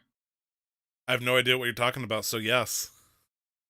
So we got a question from our Discord. What is your favorite video game sound effect and why? In Pokemon specifically, anything from opening anything from a Pokeball to opening up a wooden chest. What Pokemon are you opening up a wooden chest in? You might have misread that one a little bit. It's just Oh, yeah, favorite no, I sound did. effect in general. Sorry, Anything I from saw a I saw the Pokeball. I saw the Pokeball and I'm like, oh, okay, fucking Pokemon. Of course, it's a Pokemon question. My bad. So that comes from Sam from our Discord. Thanks, Sam. Thank you, Sam, Thank you, Sam, from New York. Yeah. from New York specifically. Wait, that's Also- Sam? Yeah. Okay. First off, I want to give a shout out to him. He is the first person to correctly use the format and follow almost every rule that was made for that channel. So far, it's been a fucking nightmare. Like, I feel like a new nade in a kindergartner class trying to keep some kind of order happening in the Ask a Question channel. What's a noonade? It's Like a person. chaperone? Yeah, somebody who's standing outside in the playground and makes sure the kids don't beat each other to a pulp. Oh, that was my job. I did that for 3 years. I'm so So, favorite sorry. game sound effect. We had oh yeah, I was about to go on another tangent. No. Um No, God, I God, actually gave please, this one a lot no. of thought because I read the question when I was at work, so I had a lot of just thinking time. The two big ones that I came up with were the Metal Gear Solid exclamation point, that wink sound, which I'm not good with sound effects, so forgive me for that one. Get him. And the other one, It's the in other one box. was the Final Fantasy Victory song. Not really a sound effect as much as a song, but you know, you just hear those first couple notes of da da da da da da da da da. And like Final Fantasy was a big part of my childhood growing up, and I know Tyler's too, and just that sound brings back a lot of memories. That's fair. Also, I just want to add on to it. Sam said that his favorite was actually when the developers introduced a human sounding quack sound effect to the duck in Terraria. Normally, ducks will just make quacking noise, and all of a sudden you hear quack, and it scares the shit out of me every single time it happens. It's just random. It's like a 1 in 40 chance to just randomly hearing quack. Quack. I don't think I've ever heard that. That's pretty So, fun. for me, unless somebody else wants to beat me to it here, it's not really. Well, it's kind of like a sound effect because it's not actually words or anything. And I love repeating the sound every single time I think of it. Is in Wind Waker. Dodge! Thank you. Oh, I know exactly which one. Yeah. I know which one you're talking about. There's two of them. Now that Brandon brings that up, because I just remembered a second one. There is the first one that I think of is there's a shopkeeper called the Beetle, which you probably recognize in Breath of the Wild. When you first see him, he goes, "Oh!" and it's just hearing that makes me like giggle. Thank you. It's not really it's kind of like a sound effect. The one Yeah. that Brandon's thinking about is the fucking fish that goes square, smeh. And just you're hearing that anytime you see this fucking fish, and it's like, I don't care what you say, just make my map actually readable, please. Smeh. Oh, What about you, Nick? For me, the fishing sound from Stardew Valley. Yep. I I- respect that. I truly love that sound. Yeah, Like when the you hit sound? when you cast your line out and then there's a bite and you get the Cling. like yeah, Bloop, bloop. I fucking love that. And the second one is not a sound effect. It's a line from The Witcher 3 actually that I rediscovered playing this game. So it doesn't completely answer the question. So that's why the Stardew Valley is there. But this one is between two guards in one area. You're visiting a baron's castle, and one of the guards goes, I can't remember exactly the words, but it's along the lines of, "Hey, go wake up the gimp. Shh, he's sleeping." So, which is a reference to Pulp Fiction. Oh. Yeah, deep and dive. I fucking, and so if you just fast travel and you come back like a day or two later, they'll just repeat that line too. So yeah, that's what That's about me. you, Glenn? I don't have any sounds that I care about enough to remember, which is super weird if it's someone who like plays video games all the time. Hello, darkness, Uh, my old friend. I really recently one of the sounds that I do like that I do remember. Part of it is just that I just don't remember. Like I love these games, but like it doesn't mean that like I'm like, That's not oh, your that takeaway. sound. Because the funny thing is, like, you like if I had to choose one, it would be a Pokeball opening up. That would be it. right. Because part of it is that I've heard it in a song. And I'll have to look up what the song is, but if you listen to the song, it just sounds like a Pokeball opening up as a part of like the percussion effects, and it throws me off. But yeah, and also Link jumping. Hup, hup, hup, hup. I like that. Can I add two more real quick that I just thought of with that? One is the Game Boy sound when you turn it on.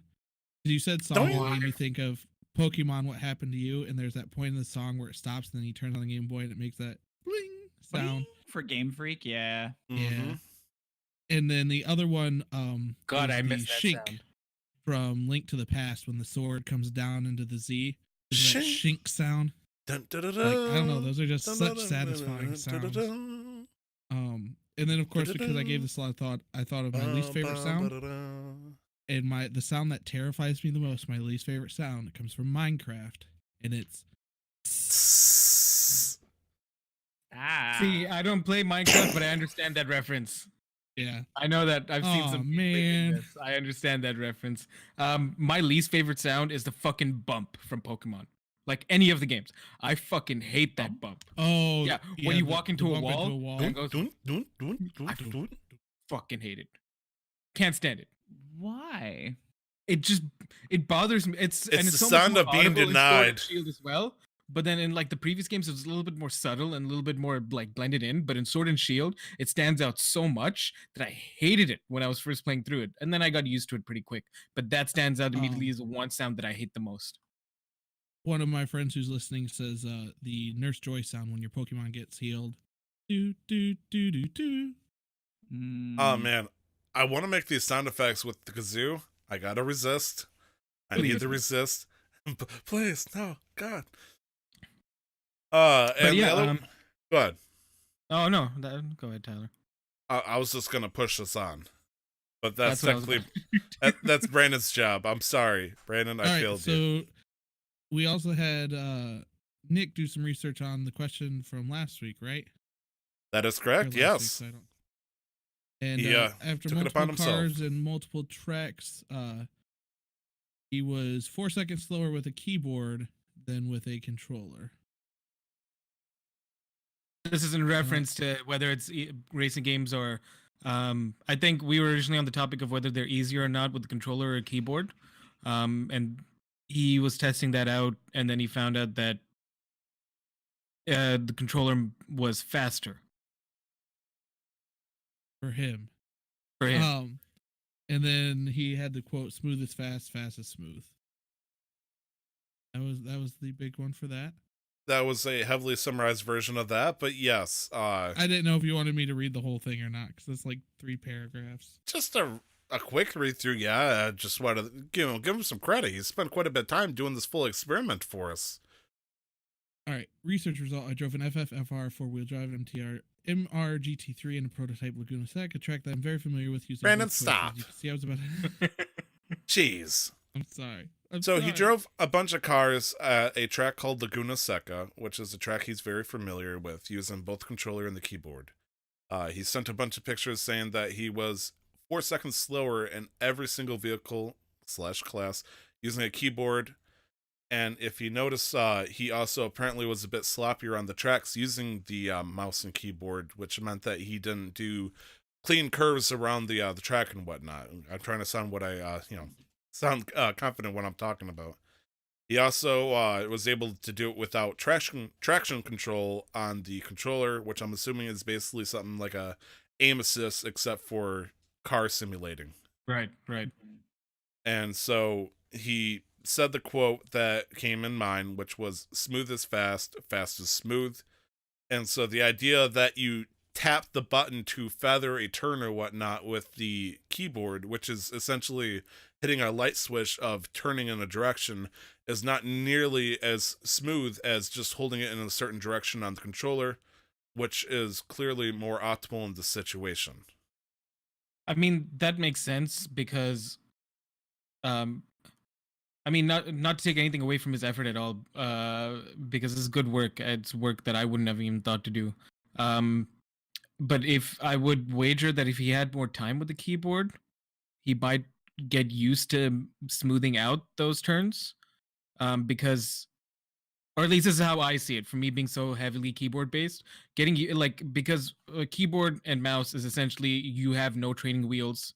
All like limitations are kind of removed, so you have to like get used to like being smooth, like doing well, right? Which is why people have so much difficulty coming from a controller to like a keyboard with shooters, because a controller has built-in like assistance and training wheels and stuff. And so I would imagine that's kind of what it is also like, similarly with the racing games. So you kind of know what you want to do, but it's much different. It's two different things on accomplishing that with the keyboard and with the controller. With the controller, you just do that. With the keyboard, it's a lot more precise control. But this is all just speculation. I was saying that too. You know, how important is familiarity with your controller or keyboard play into something like that?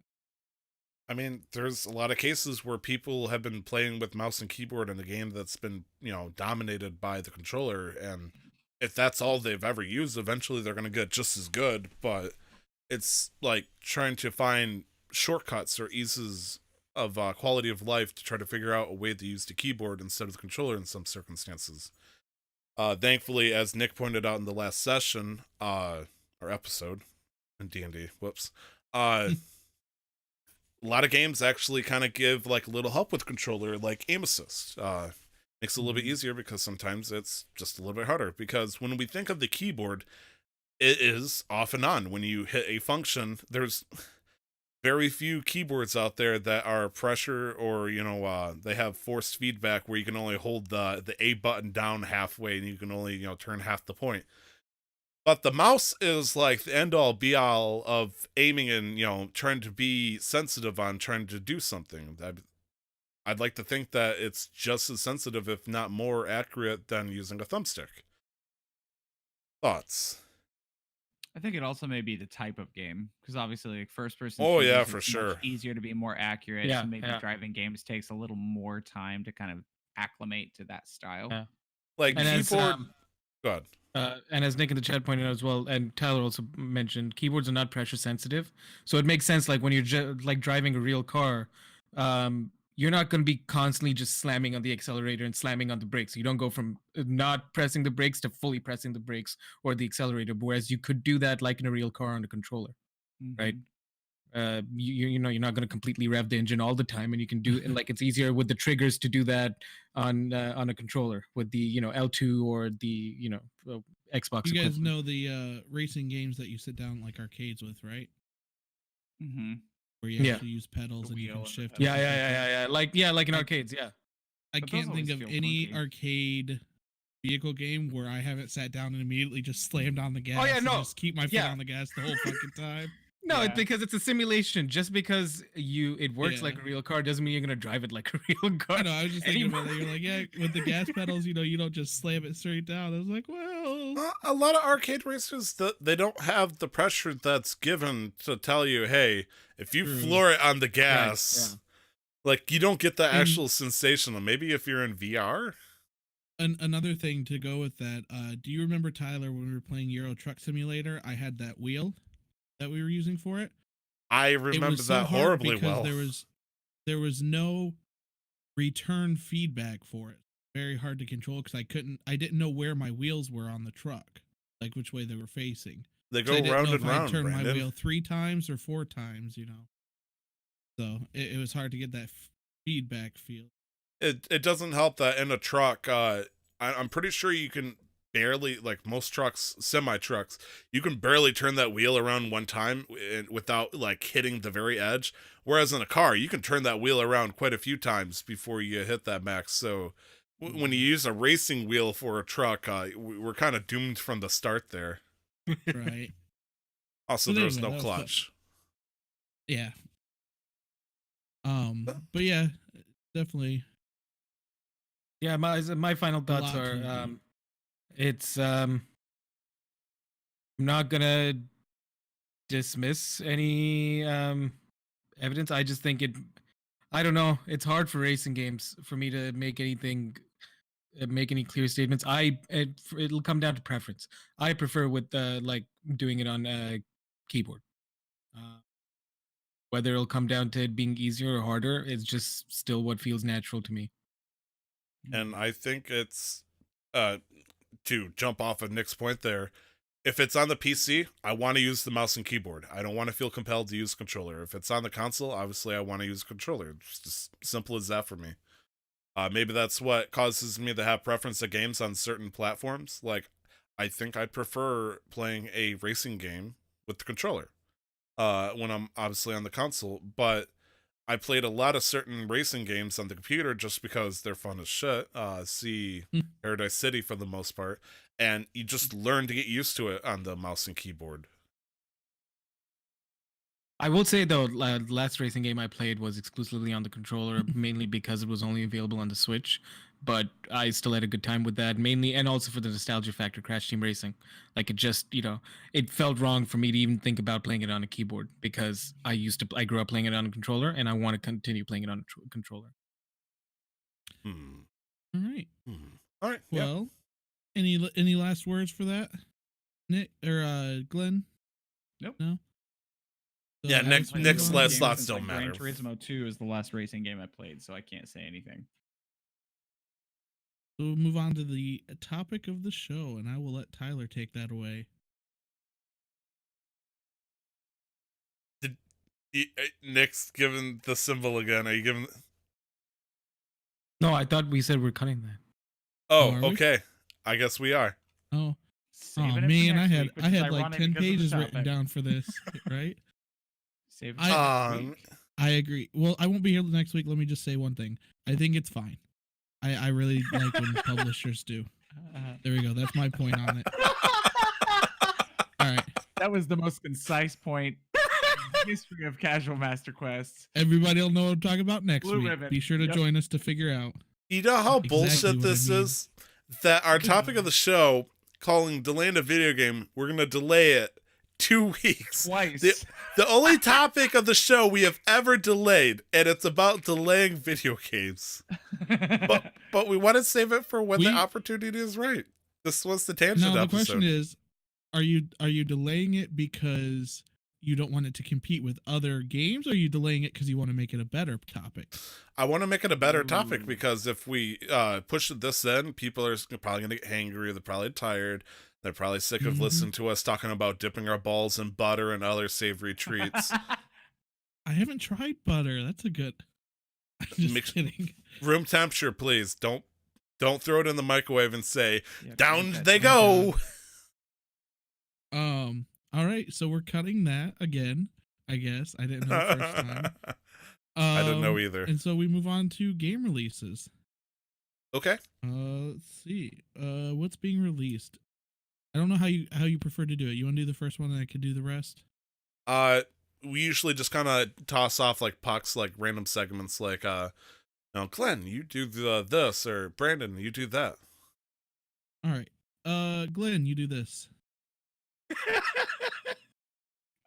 We have Journey to Savage Planet. Is the first one on our list. Hmm. Is coming out on January 28th on all platforms except Switch. And Awesome. mobile. Tell us about it.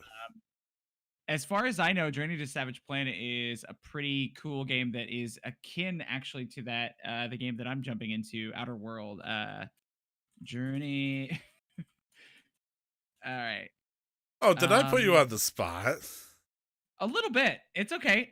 But I think I was correct because we talked about this and I watched the trailer for it. Yeah, it's but it's cooperative. Unlike Outer Worlds where you're playing like a mostly single player campaign. This one is, it seems like a cooperative kind of thing where you're running around on a Spore like planet. You know, did you ever play that game Spore on PC where you like start off as a microbe and evolve? But it's got like very interesting looking creatures with a lot of kind of I like the art style a lot. But it looks like it's going to be really funny. It's another game from Epic Games, so we'll see if they can find as much success as they had with their other titles as of recent. But hopefully it's good. So looks interesting to me. Published by 505, so hopefully it does well. Yeah. That is true. Yeah. Next on the list is Oh, do I pass it along? no. He was For supposed to each one? continue, but you can do whatever you want Oh, at this okay. point. I smell fire. Huh? Me? Glenn? The next one is Kentucky Route Zero, coming out January 28th for PlayStation 4, Xbox, and the Switch. I know Nice. nothing about this game. It's It's a racing game. Okay. Um, Do you think it'd be better to play with a keyboard and mouse or a controller? Well, it's The a coming. debate continues. It's all on console, so I guess the controller. Yeah, I get it for Switch. Yeah. Might get keyboard out for it. Kaneki Route Zero is not a I know. Not a I know. racing game. I'm just fucking with you. okay. Oh. Yeah, it's a point and click adventure game. This is Act 5 that's coming out. The last act, it's apparently it looks to be in installments. The last act came out in 2016. Oh wow. Oh no. Yeah. My apologies. This is a console port, and there's also an Act 5 coming at the same time. So this is a console port of the 2016 game. Well, it's been going on since 2013. The first act came out in 2013. Then Act 2 came out also in 2013, Act 3 in 2014, Act 4 2016, and this is the fifth act. Okay. So imagine it's similar to like, when they do chapters for Telltale games. Or Final Fantasy. Or Sure. All right. So Glenn did one. I did one. Now it's Tyler's turn. Oh Oh wait, no. We'll have Nick do this one. Go ahead, Nick.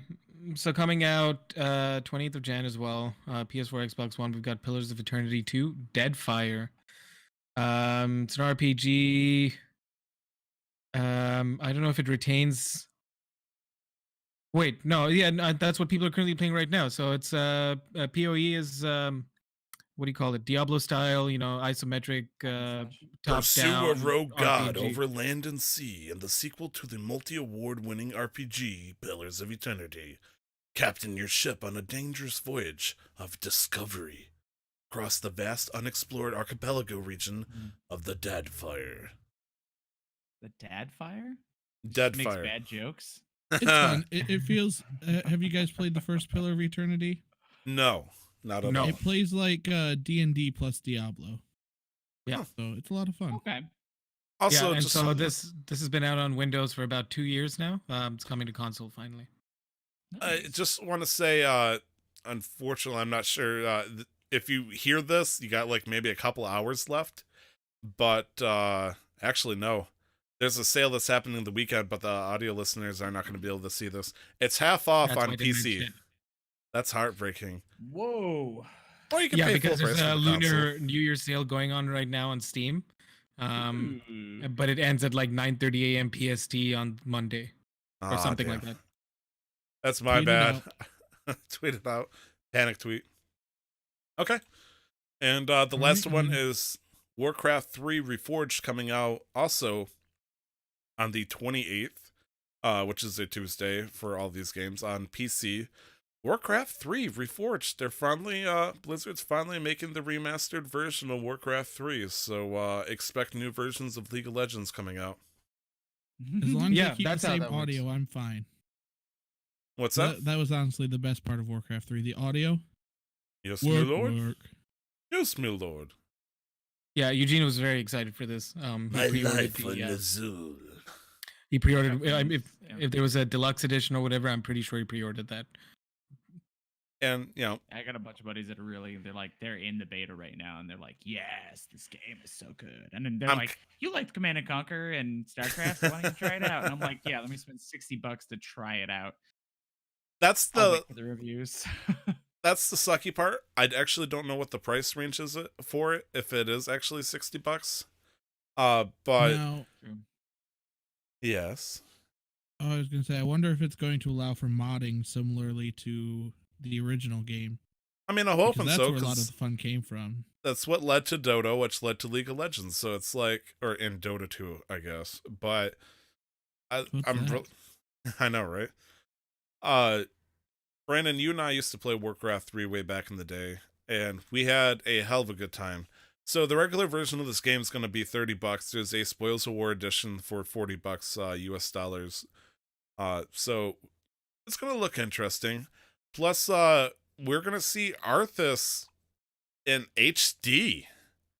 That is so weird, because if you think about it, Arthas only appears in Warcraft 3 and Wrath of the Lich King. The cutscenes don't ever show actual Arthas like before he turns into Lich King. So it's when you go over to the splash screen of the Blizzard shop for it, it shows Arthas in his Lordaeron armor and all that stuff, and Oh, it's damn. mind-boggling. It's so freak. It's like, wow, I forgot he did have blonde hair. And his mouth doesn't flap open like a fucking Muppet when you're in a Warcraft 3 game, which was great modeling back in the day. You don't see him at all in the raid for Lordaeron there? I don't recall it. Well, in World of Warcraft, there's the Calling of Stratholme in the That's what it Caverns was, of Time. But I mean, that's 2004 graphics, dude, or 2009 graphics. So it's like, But this is real shit. HD. And I'm kind of interested to see Arthas in HD. So I'm kind of tempted to play this, and just for the campaign, if not, summoning a shit ton of frost dragons just to be a dick on somebody. All right. I'm excited for that. I might have to pick it up because I know Garrett's been talking about picking it up, and if I can convince you to, you as well, Tyler. Make our flavor of the month. Yeah. Mm. But yeah, so we'll move on to This Day in Gaming for January 27th. I'm going to take this one because this is one of my favorite games. I'm sure you remember, Tyler. I spent hours upon hours playing this. A couple of minutes, yeah. Yeah. Sonic Heroes, which has one of the... You see, I was going to say it has one of the best intro songs, but I think all Sonic intro songs have actually been really good. My little nephew's been really into Sonic. Comes down. Yeah. My nephew's been into Sonic lately, and so like that's all his music is just Sonic intro songs, and there's some bangers. But Sonic Heroes came out and in 2004 for the PlayStation 2 and not GameCube then? No, I played it on GameCube. Right, I think it PS2 came on release, GameCube at a different time, if not ported on like a couple of days around. But yeah, this is for Sonic Heroes when it came out on the PlayStation 2. Yeah, it threw me off for a second, but yeah, the original release was on a GameCube. It came out in North America on the GameCube January 6th, 2004. The PlayStation 2 Xbox release was January 27th. But yeah, Wait, it came out on the 6th, January 6th? Yes. That would have been on Monday for us. I think we missed it. Oh no. I would say it's in my top 10 favorite games. It wasn't even that good. It was something I really enjoyed. I played a lot of, and rose colored glasses. I never colored glasses. I need to get the Cat of Nine Tails out. Nick is like he's remaining stoic, but he has that smile like, oh, it's a fine detail. I mean, it doesn't. I've never played Sonic, so it's not something I would have noticed on the list. Where's that icon? Nick will remember this. No, Tyler will remember this more specifically. Nick will forget this. Nick will probably forget this. What were you supposed to remember on Thursday that you were supposed to remember? What? Before the episode ended? What? Nothing. Also, Castlevania was released today. Yeah, for the Nintendo 64. Ooh, that's I big. put this in. This wasn't the first release because it came out in Japan first. But I think it's still important because it marked Castlevania coming to North America, which obviously now has spawned, lots of Castlevania type games like Dead Cells that I've been playing on during my vacation, and side such a scrollers, good actions, hack and slashers. So I figured it was still Dope anime, significant. It made a significant impact on gaming culture in general. So I figured it's still important to put down here. Between that and Metroid, they just spawned their own Metroidvanias. genre That's of the gaming. fucking term. Yeah. Couldn't remember that term. It's a big genre. Big. Any others? Thick. Anybody else do any research for that? All right. I mean, I did, but that's all I could find. Apparently, I'm doing a Right. bad job, though. Maybe I'm gonna find another game. It's like, oh no, I missed that. Wait, didn't you know the original Metal Gear came out today? Don't kidding. do this to me, Brandon. Brandon, Huh? I'm gonna have to Yes? put you in. You keep this up, I'm gonna put you in the corner.